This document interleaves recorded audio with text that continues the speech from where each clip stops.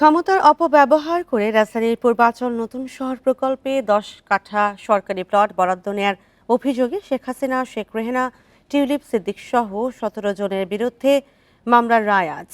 ঢাকার বিশেষ জজ 4-এর বিচারক রবিউল আলম সকালে রায় ঘোষণা করবেন।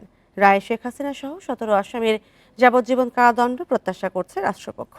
মামলার অভিযোগ থেকে জানা যায়, শেখ রেহিনার বিরুদ্ধে ক্ষমতার অপব্যবহার ও অনিয়মের মাধ্যমে পূর্বাচল নতুন শহর প্রকল্পে 10 কাঠা প্লট বরাদ্দ নেয়ার অভিযোগে গেল 13 জানুয়ারি মামলা দায়ের করেন দুদকের উপপরিচালক সালাউদ্দিন।